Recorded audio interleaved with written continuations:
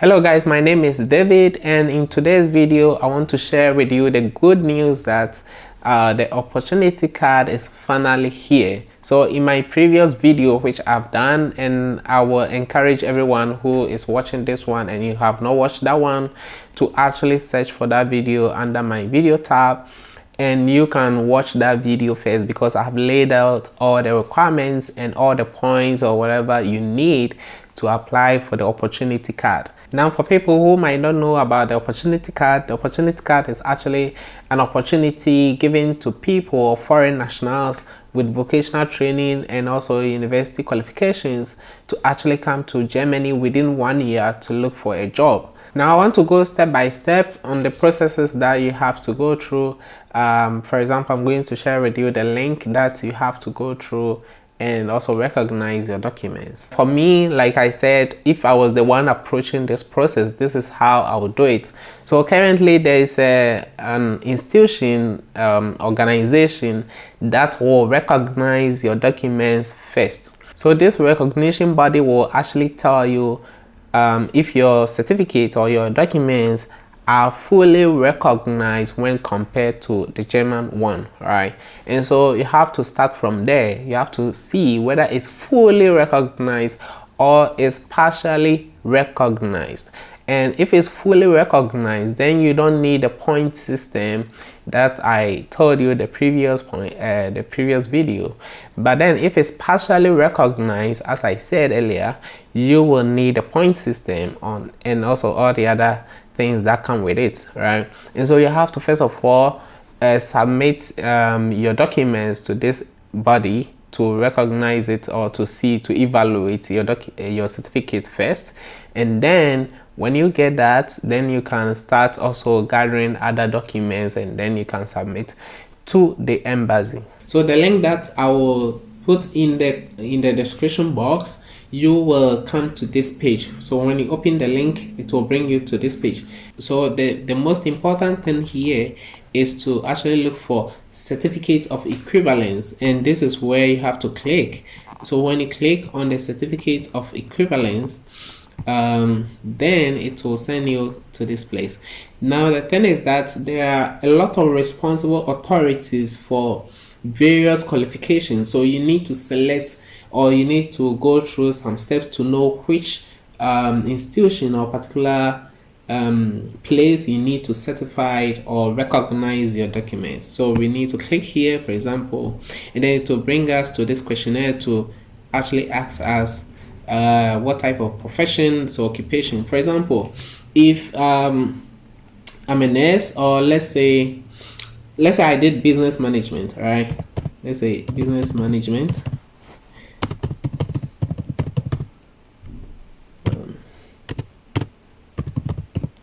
Right, and so you have business management, and then you say continue. Then it can give you options of what exactly you're talking about. So for example, we can go say business economics, and if that is related to your field, it might not be the exact thing, but then it has to be related, right? And we can select what type of certificate we have. Let's say we have a university degree, we can select this one, and then it gives us some prompt of what exactly this one is about. So you go further, and here they ask you, where do you like to work in Germany? So the city is very important here, because the recognition institutions are based on the state and also the city where you're going. So for me, I make it simple. Let's put Munich and see what they give us. So I put Munich, and they give me options here. I choose Munich in Bavaria, and then they ask you, are you from the EU or Switzerland? So you select no, and they ask you which of the following states. So for example, for me, I'm from Ghana, and I can't see Ghana here, so I'll select no, I come from another state. So I click here. They say, where did you complete your training or studies? Let's say I completed in Ghana, so it's not the EU or Switzerland, so I say in another state. And they say, do you live in Germany? I live in Germany, but for the purpose of this video, let me say no, because it's for you guys, right? And then we can say further. Now here, they say you must prove your university degree is comparable to the German university degree. So would you like some advice?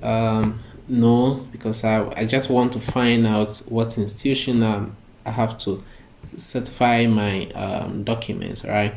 So here they will then tell you the competent authority, like the office responsible to recognize my documents or my certificates, right? Because of the input or the things that I selected based on the questionnaire they just asked me. And so this is the institution that is responsible. They can also give you some of the requirements and cost and length of time. You can check that out, but I'll go to the website of this competent authority, and for example I go here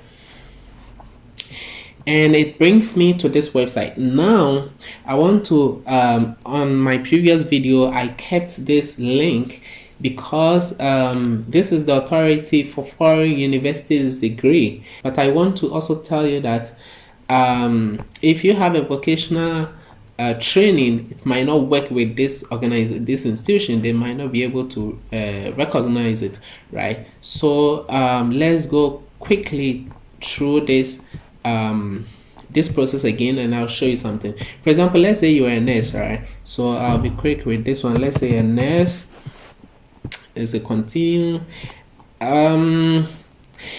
Let's say I'm a health and pediatric nurse or health, whatever.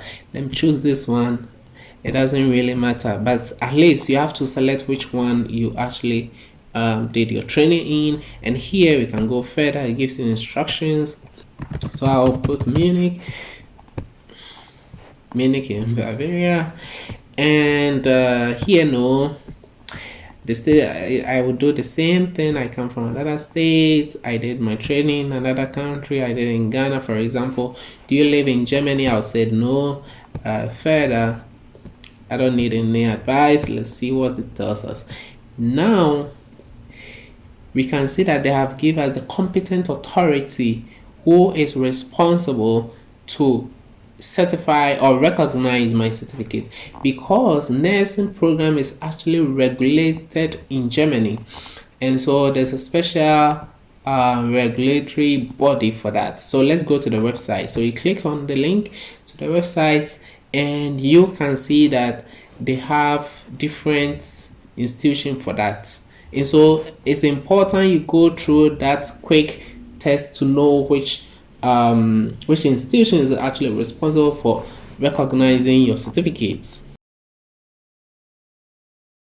So first of all, you'll fill the application form, which is normal for all the other visa types. You need to fill this form, and then the visa fee is 75 euros, which is normal. You need a biometric photograph, which is not older than 6 months. It's white background. You need to read these details as well. You need your passport, of course. You need your birth certificates. You need your WASI certificates, the high school certificates and junior high school certificates. You need proof of academic qualification. Yes, of course, and work experience if applicable. So these ones are just if applicable, so it's not necessary you have to get that. You need to develop a CV, put your work experience and all the other things. You also need letter of motivation. So while you are applying for this, you have to write a letter of motivation to tell the embassy why you need a job in Germany. Alright, so it's also very important.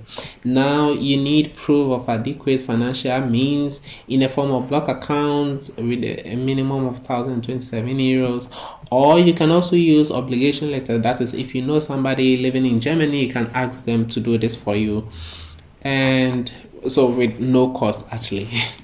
And the next one is also to find a part-time job, right? You can find a part-time job online, and if you are lucky or successful with it and you get it, you can just add it to your documents and then you can apply for the visa. And here you also need proof of qualification. So actually this is the thing we went through. You need to recognize the certificates, right? And this is the link I'll share with you guys. You have to go through that, and you have to also make sure you fulfill all the other requirements I talked about in the previous video, right? And so you need to also do that. So if your certificate is not fully equivalent to the German one, then you need to go through the point system. Like I said, I'm not going to go through all these again, but you can check the previous video for that. The Chancenkarte website is also helpful if you need more information. I also share that with you guys. But actually, they are not responsible for anything. They can help you in some ways, but they are not the one granting the visa, just to know. Now, proof of recent job, vacation, training, place search. So the best thing you have to do, and it's good the embassy is even putting this here, you need to start making some random applications. Not random in a necessary that's something that is not in your field of study, but you can start making some step that you are applying for jobs, right? So it gives the impression of to the embassy that you are really serious of what you are doing, right? So here you need a health insurance. Nowadays you can also do that with online. My Vista is there. I will share the name of it on the screen. My Vista. You can sign up with them. There are also other insurance that you can sign up with them. This is health insurance, so you have to note the difference. We have a travel insurance and we have health insurance. So they are saying the travel insurance is not sufficient. So here you don't need. They are talking about health insurance. So you have to note the difference. This is not applicable to most of you guys if you are not living in Ghana. So basically these are the details and the things you need to provide for the embassy, and for me this is what I'll go through.